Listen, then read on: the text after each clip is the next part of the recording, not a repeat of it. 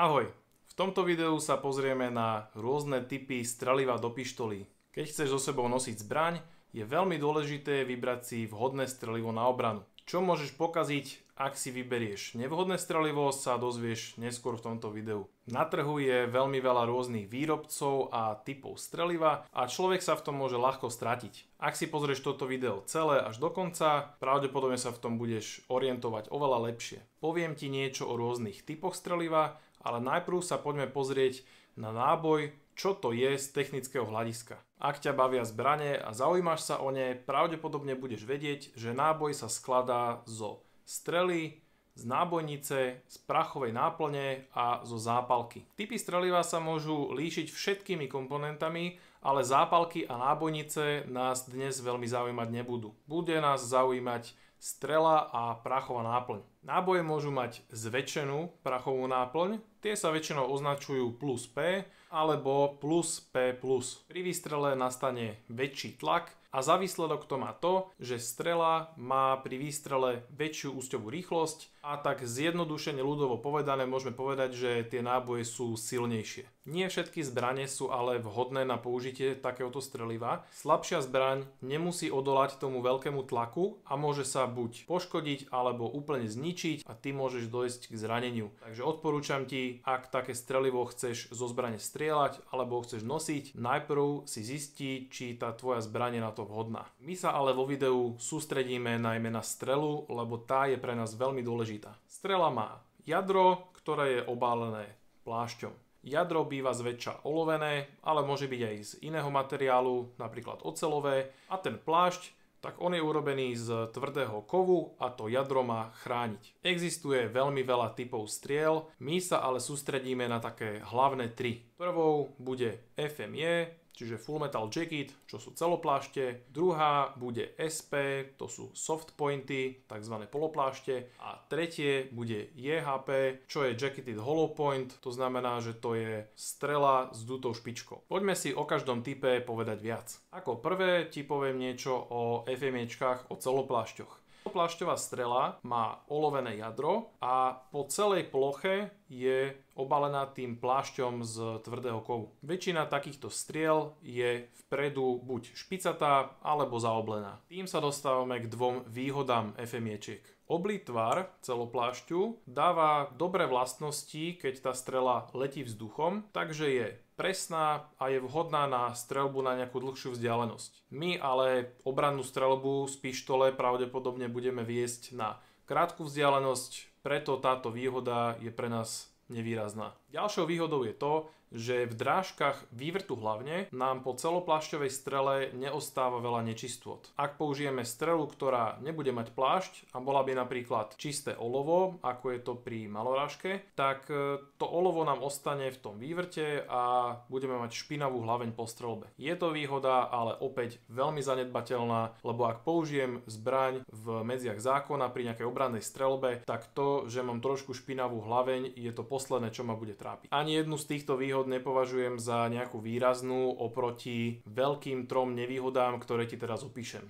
Najväčšia nevýhoda celoplášťov je to, že sa veľmi slabo deformujú. Ak tá strela do niečoho narazí, tak ten tvrdý plášť veľmi dobre chráni to mäkké olovené jadro. Prvé veľké riziko bude čistý priestrel protivníka. Teda taký, kde strelou toho protivníka zasiahnem, ora do ňoho vojde, ale netrafí žiadnu kosť alebo žiadny životne dôležitý orgán a teda ho na mieste neusmrdí alebo nezastaví a tým pádom tento človek vie ďalej pokračovať v nejakom útoku a ja som vôbec nedosiahol to, prečo som vlastne voči nemu tú zbraň použil na zastavenie útoku. On môže byť aj smrteľne zranený tým zásahom a môže o hodinu niekde vykrvácať, ale to mne vôbec nepomôže. Ja potrebujem tú zbraň použiť, zastaviť útok a zachrániť sa. Druhé riziko bude vyplývať z toho prvého a to je zasiahnutie nejakej nezúčastnenej osoby. Ak protivníka zasiahnem a tá strela sa nezdeformuje a nestratí energiu, môže cez protivníka preletieť a zasiahnuť, zraniť alebo aj zabiť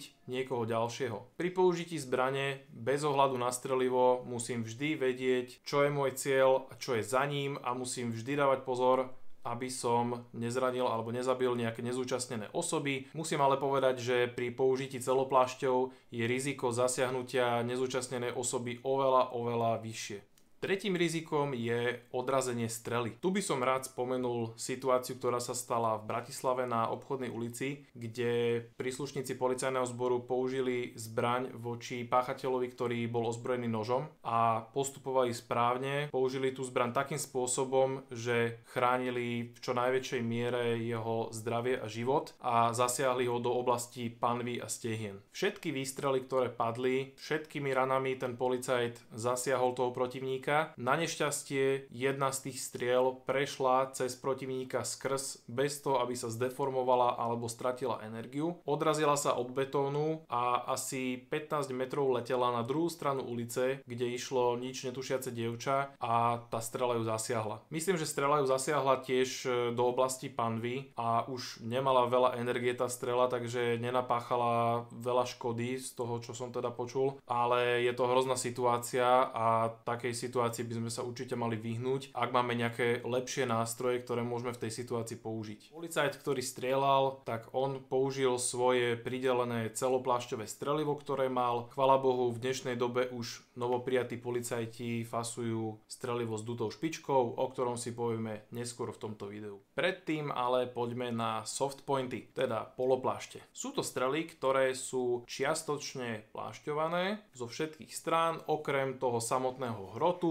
kde je obnažené olovo. Je to strelivo obľúbené najmä pri poľovníkoch. Je to kvôli tomu, že keď budem strieľať s takým strelivom, ono si zachováva celkom dobré vlastnosti počas dráhy letu, ale keď dopadne do niečoho živého, tak má väčší ranivý účinok ako celoplášť. Každý šikovný strelec vie vydedukovať, že keď je to lepšie na jelenia, je to lepšie aj na človeka. Ja sám som takéto strelivo nosil v čase, keď ešte nebolo možné legálne nosiť strelivo s dutou špičkou, ku ktorému sa vlastne teraz dostávame. Expanzná strela, teda Jacketed Hollow Point so skratkou JHP, je typ strely, ktorý sa veľmi podobá softpointom, tým poloplášťom, akurát miesto odhaleného olova na hrote strely je ako keby celý ten hrot urezaný a v strede strely je diera. Ľudovo známe je toto strelivo ako strelivo s dutou špičkou. Zákon nám túto strelu ale definuje ako expanznú strelu, kvôli tomu, že pri dopade nastáva expanzia v dôsledku dutiny v strede strely. To znamená, že tá strela, keď niekoho zasiahnem s ňou, tak ona zväčší svoj priemer. Expanzné strelivo bude ale témou ďalšieho videa, kde ti vysvetlím, čo to je, ako to funguje, ako ho nadobudnúť a ktorý model si vybrať. Aby ti ďalšie video neušlo, daj mi odber a zaklikni si aj notifikácie, aby ti vždy notifikácia prišla, keď urobím nové video. Ak sa ti video páčilo, daj mi like a zazdieľaj ho. Ak máš nejaké návrhy, postrehy alebo nápady pre ďalšie videá, čo by si chcel vidieť, napíš mi to do komentára. Ďakujem a vidíme sa pri ďalšom videu.